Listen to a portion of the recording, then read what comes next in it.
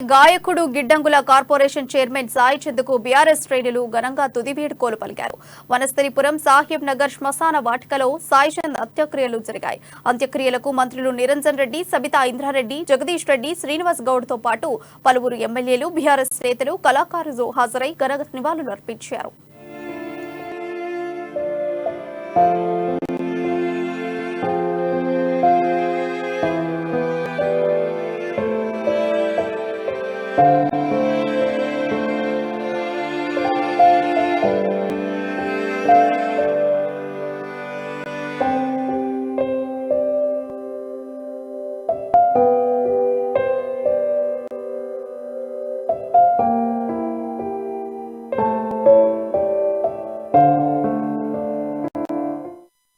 అయితే అంతకు ముందు సాయి చంద్ భౌతికాయానికి సీఎం కేసీఆర్ నివాళులు అర్పించారు.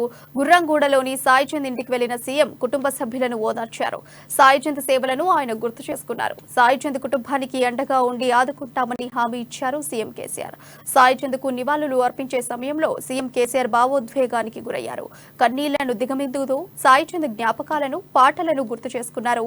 సాయి చంద్ భార్యను ఓదార్చే సమయంలోనూ మరింత భావోద్వేగానికి గురయ్యారు సీఎం కేసీఆర్.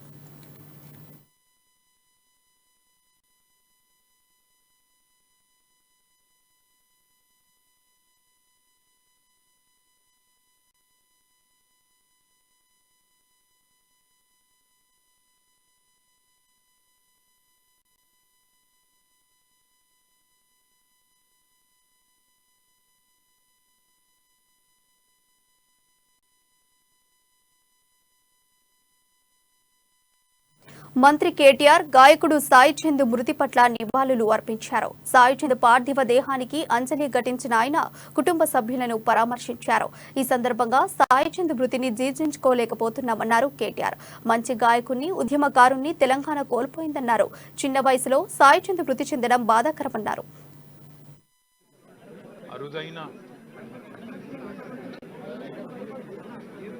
కళా నైపుణ్యంతో,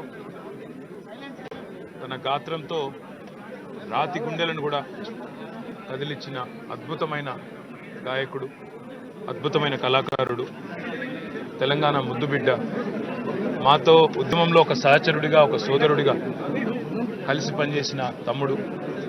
ఆనాడు ఉద్యమంలో విద్యార్థులు ఆత్మహత్యలు చేసుకుంటే వారిలో ధైర్యాన్ని నింపడానికి తన గాత్రంతో ఊపిరినిచ్చిన తమ్ముడు, మా అందరికీ ఆప్తుడు, రాష్ట్ర గిడ్డంగుల కార్పొరేషన్ అధ్యక్షుడు సాయి చంద్ గారు ఈరోజు ఉదయం లేవగానే వారు మరణించినారన్న వార్త వినగానే అందరి గుండెలు కూడా పిండేసినట్టయింది. అందరి కూడా ఈరోజు పూర్తి స్థాయిలో శోకంలో మునిగిపోయిన పరిస్థితి.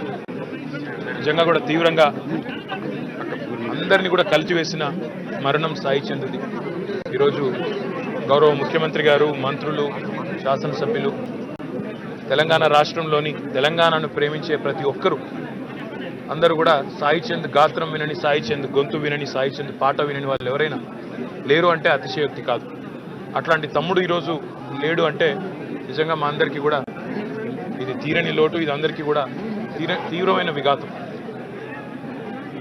చిన్న పిల్లలు, 38 ఏళ్ల వయస్సు, మరి అకాల మరణం, గుండెపోటుతో చనిపోవడం, అది కూడా హైదరాబాద్లో ఉంటే బతికేవాడేమో. అక్కడ తన గ్రామానికి, స్వగ్రామానికి పోయి అక్కడ వ్యవసాయ క్షేత్రంలో చనిపోయాడని చెప్తా ఉన్నారు. ఆ కుటుంబాన్ని చూస్తుంటే నిజంగా కూడా వారిని ఎంత ఓదార్చినా, వారికి ఎన్ని రకాలుగా చెప్పినా సర్ది చెప్పే పరిస్థితి మా ఎవరికీ లేదు.